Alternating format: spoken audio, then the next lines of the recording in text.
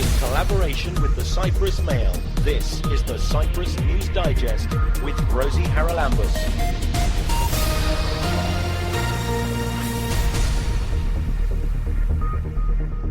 This week we examine the outcry over the listed houses demolished in Old Nicosia by the Church. We hear from the technical chamber. The first thing that should be done is to restore all listed buildings at their initial state with the same materials, the same technique, the same way they were initially constructed. From Nicosia's mayor. To get an agreement that we need to rebuild the 4 buildings that have been demolished. Number 2, agree a timeline for them to be rebuilt. And number 3, find a legal way to ensure that those timelines are met. And we get the legal viewpoint. The importance of this exercise is to stop all action on the building plot, on the project, and by doing so, force them to restore the 4 buildings. Only when the 4 buildings are restored should they be allowed to continue work on the church. There was outrage earlier this week after 4 listed houses were bulldozed to build a new cathedral in Nicosia's old city. The condemnations came from across the board. Joining us on the programme this week to talk about our architectural heritage and indeed what's done to protect it, not a lot it would seem, we're joined by Christos Christodoulou, who is the president of the Architects Association and also the treasurer of ETEC, which is the Cyprus Technical Chamber. Christos, I think I'm not underestimating this outrage that's been across the board after these beautiful old buildings in the heart of Old Nicosia were bulldozed. But it's come to my attention that since they were listed, they should not have been bulldozed, and I'm also under the impression that the agreement signed by the Nicosia municipality with the church to build this new cathedral, part of that was that they would actually restore these old houses, and they've gone and bulldozed them. What do you make of all of this? Well, as you mentioned before, there is an outrage from everyone, especially the architectural society, because when we bulldoze down listed buildings, it's like we destroy our own culture, our own history, and our own architectural civilization. Well, yes, as you mentioned, there was a prerequisite before building the cathedral to restore the listed buildings. So the church, instead of restoring them, they just decided to bulldoze them down, to demolish them without notifying anyone, without getting any permissions. And the worst of all, this is an illegal action. Yeah, I want to talk about the whole legal situation here because we're so used, unfortunately, with listed buildings to fait accompli, usually over the weekend or at night time. Now, what is the comeback? What can be done? I know there's an added problem that is being done by the church, and their legal position is somewhat strange, it seems to me, here in Cyprus. But is there any legal comeback if people bulldoze listed buildings? Okay, the law requests from the owners to restore the buildings to their initial state, and also, if I'm right, there are also some fines that should be imposed by the courts of law. But the first thing that should be done is to restore all listed buildings at their initial state with the same materials, the same technique, the same way they were initially constructed. Yeah, most of these are mud brick buildings, but there are still craftsmen on the island who can do that. What I can say is that the action that was taken by the church or by whoever, I don't know if the church knew about it, if it was the contractor by himself, if the architects, the engineers knew about because it was an event that happened without any prior information, and it was by accident that people saw that, and they informed the media, informed the police, and this became known. So in terms of actions, I would say that the police has to take over, because this is a matter of illegal demolition, and on behalf of the municipality.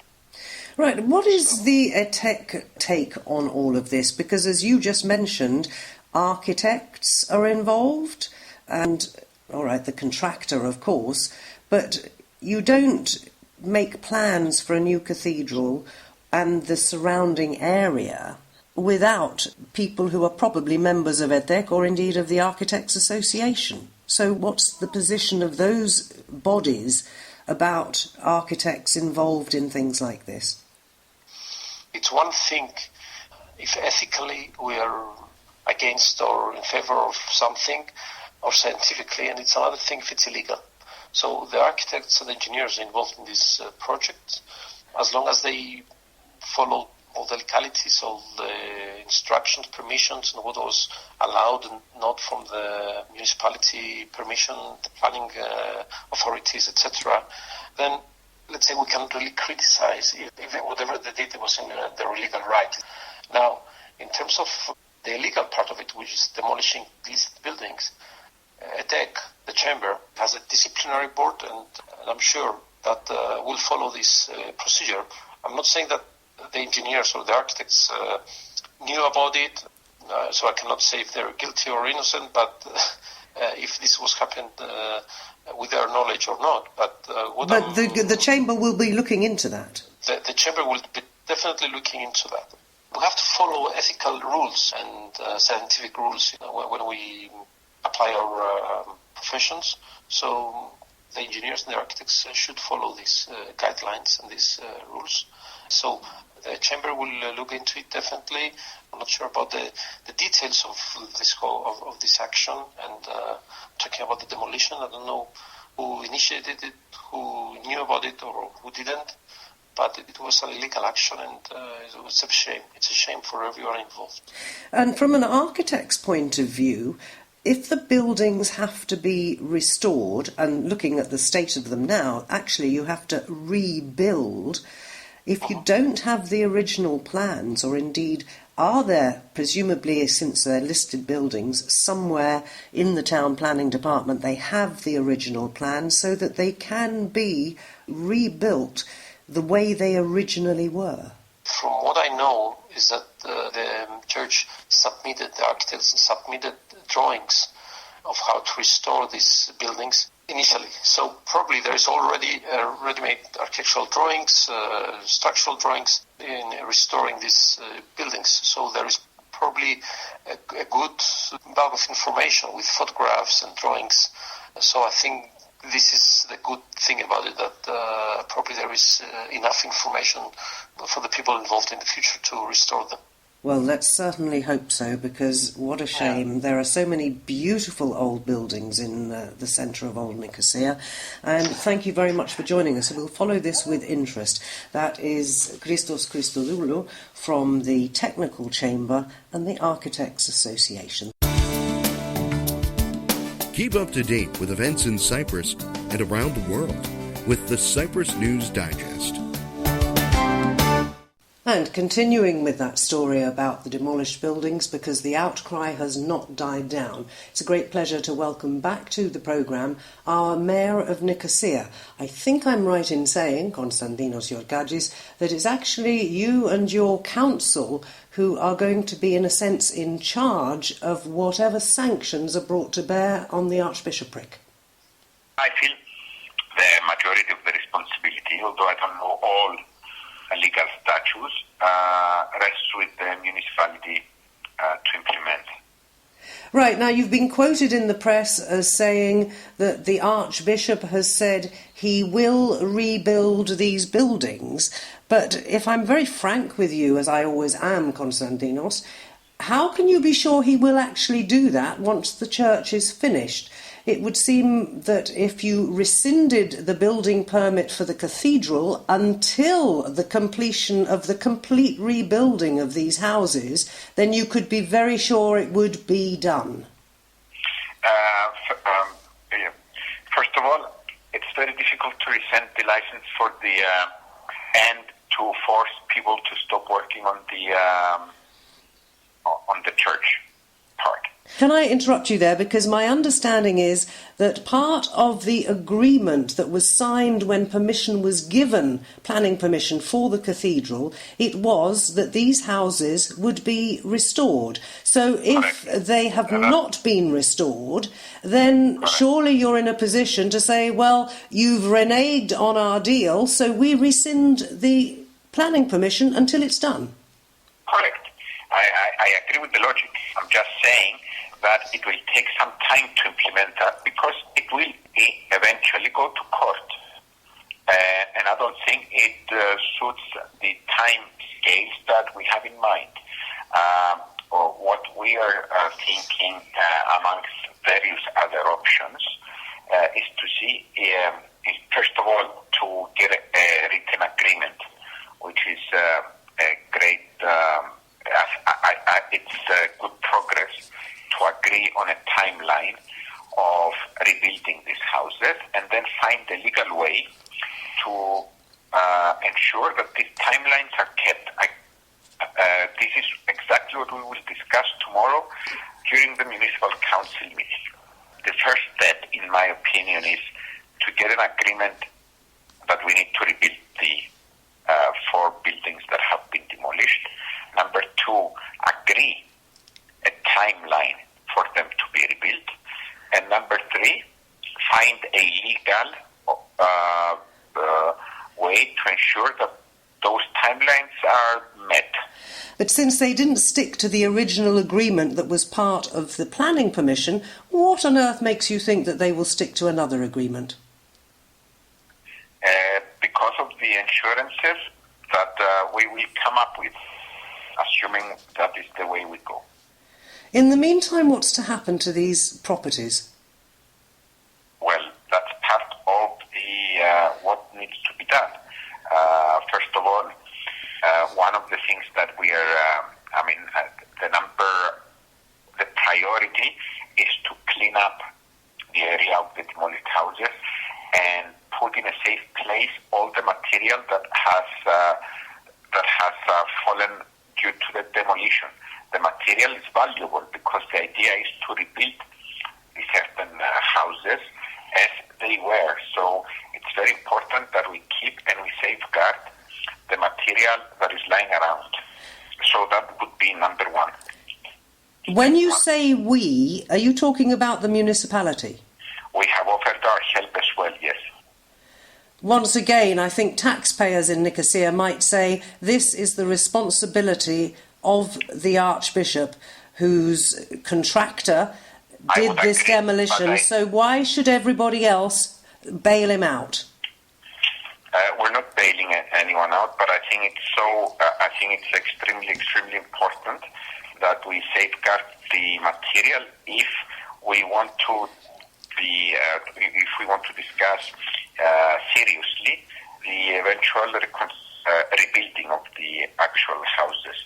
Also, in regards to the Atelier listed buildings. Thank you. In regards to listed buildings, we have been rebuilding and fixing listed buildings in various places in the walled city and in other centers like Makli, Orpaloio, Savaragium, So in regards to listed building, there are many, the municipality and the government itself helps economically in various ways. Yes, but the responsibility... Not only of the Archbishop, that's what I was trying to say. Fair enough, but the responsibility basically for all these buildings lies with their owners.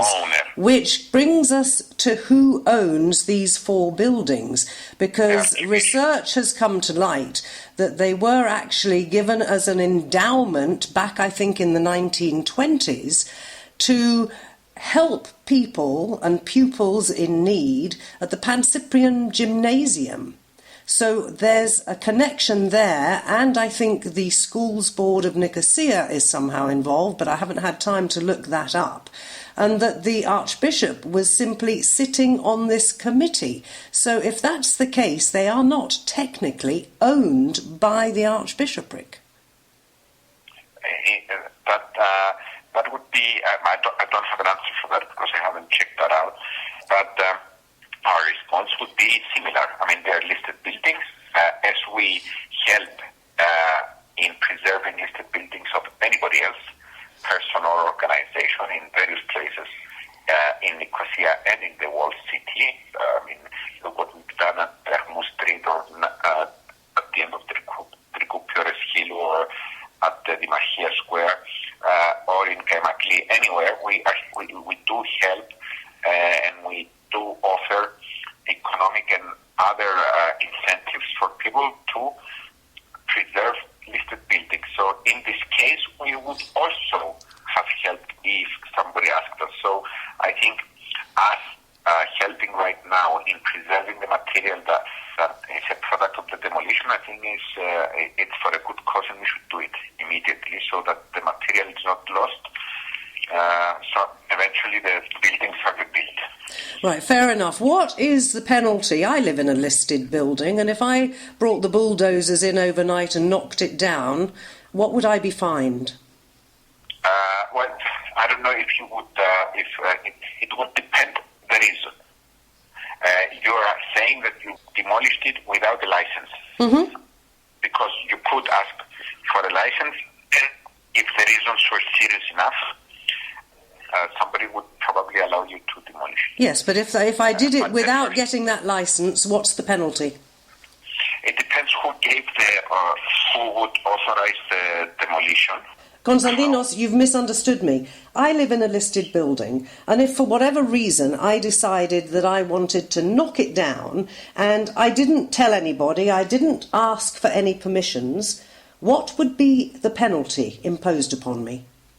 I don't know the penalty, but I know, because that's a matter of the court. But the number one problem that you would have is that you wouldn't be allowed to build anything else there. So you would be left without a house. If something is listed, it never stops being listed, even if it's demolished. So the area that the house was on you would not be able to use it for anything else. That's number one. Number two is if somebody proves that something illegal happened, you could go to court to explain why you demolished it, and it would depend on the court if they believed you had a good cause to demolish it or not. And who would be responsible for taking me to court? Is that the town planning department or the local municipality, or who else? I think both, in theory, they should, but also the municipality. So you've got a big job on your hands and an awful lot of people very, very angry by what's happened. How soon will you know when the timeline for repairing these houses is going to be announced so that people will be watching to see that it's done? I think it will be quite soon. I think everybody wants to put fixed dates on paper, find a way, because as I said, that's number two. And number one is to agree, and we have agreed that the houses need to be rebuilt, which is positive. Number two is agree on a timeline. And number three is find a way to make sure that the timelines are kept. So soon we will be able to announce our decision. We'll look forward to hearing what that is. Konstantinos Georgiadis, Mayor of Nicosia, thank you very much for joining me. Well, following on from those conversations about the demolished houses, I invited Nicosia lawyer Achilleas Dimitriadis to inform us a little bit more about the legal situation in cases like this. Achilleas, thanks very much for joining us. First and foremost, I suppose the question is, can anybody impose sanctions on the church if it is found that it was on their orders that these demolitions took place? Well, under the Constitution, in relation to property, Article 23, there are certain restrictions in being able to bring an action against the church. So I suppose if those were applied, then directly in relation to the property, one cannot initiate any litigation.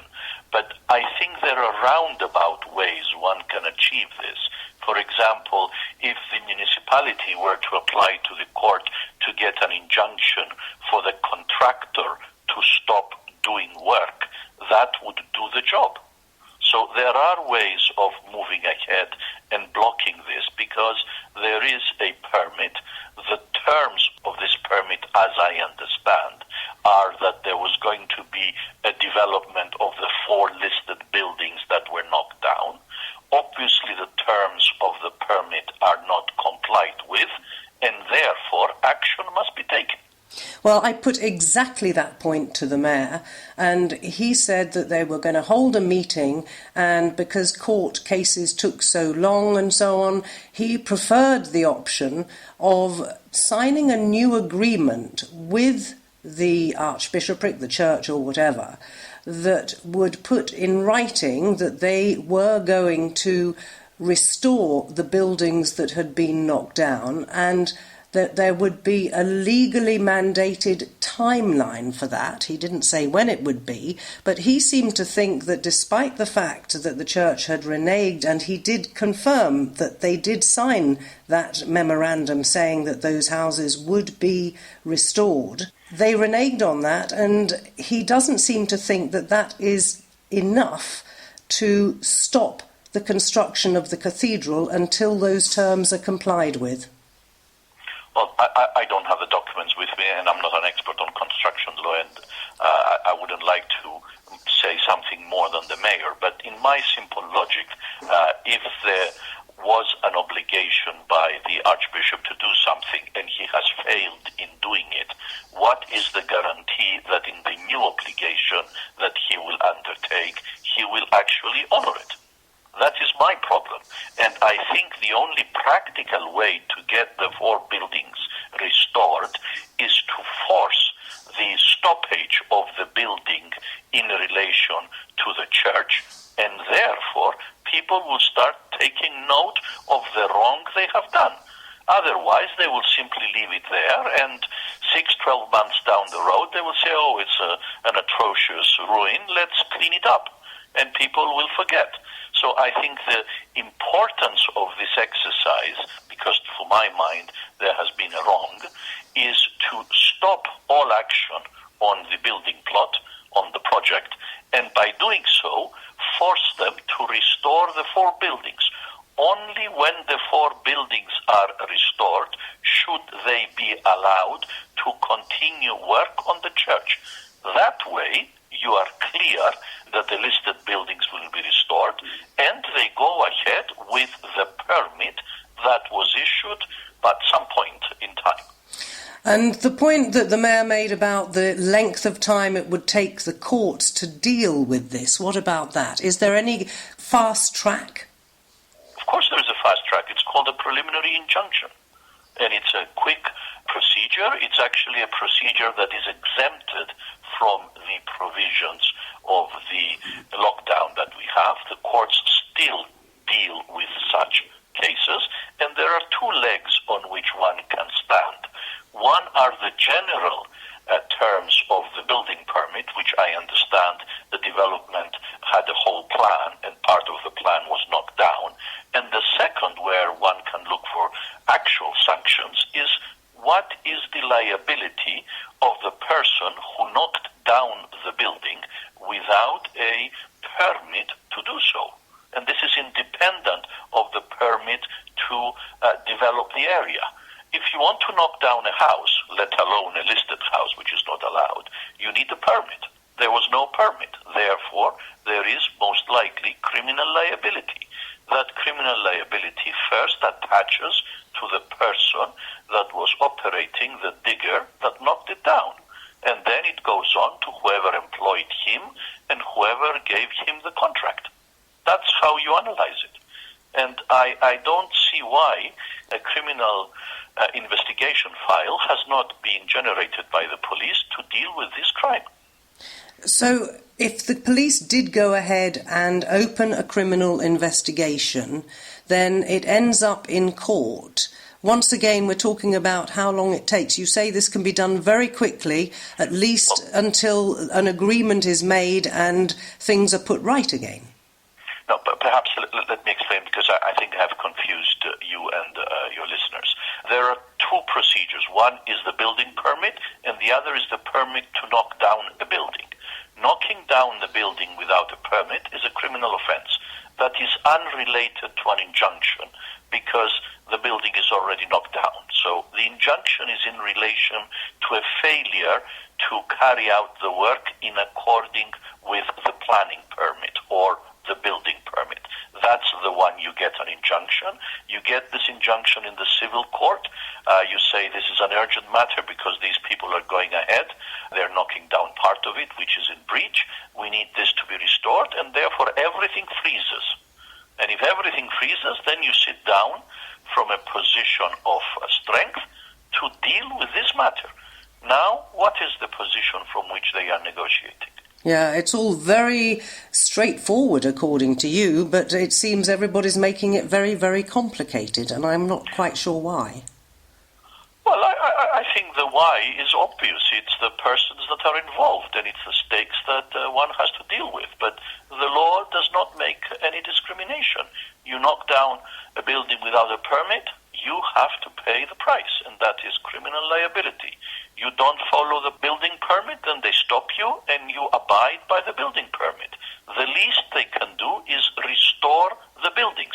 And if you really want to dig into this, and you look at the gift that these buildings were the subject matter of by Mr. Maratheftis, if I am not mistaken, they were bequeathed to the church so as to be a kindergarten or a workshop for the poor.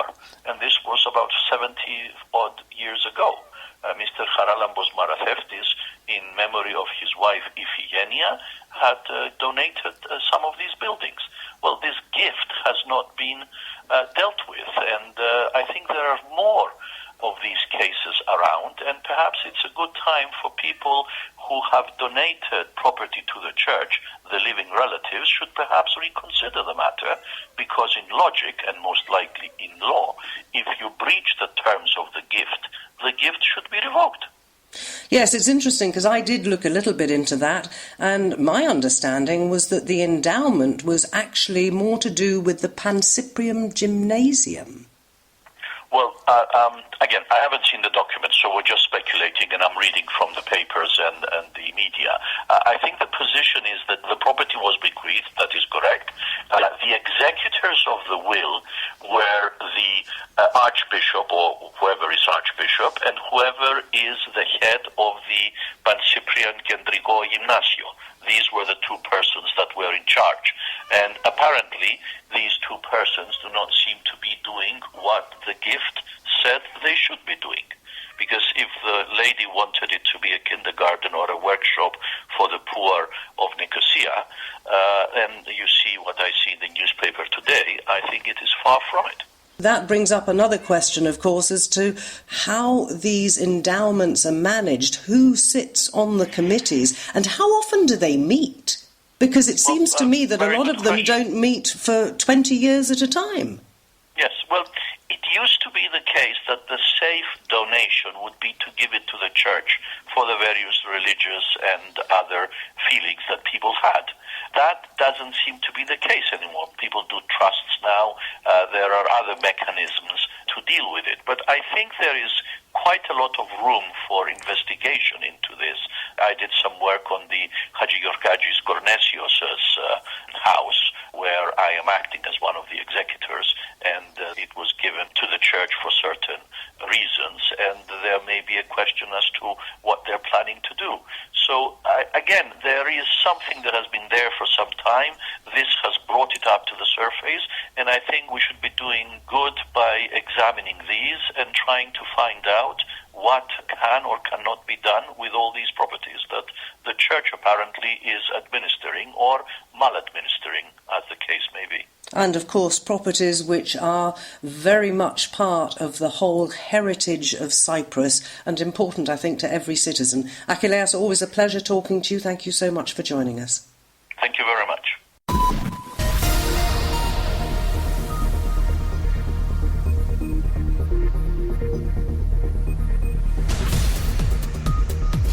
Well, that about wraps up this edition of the Cyprus News Digest. Many thanks for your company. Hope you'll join me next week. Till we meet again, take care and God bless. Bye-bye now.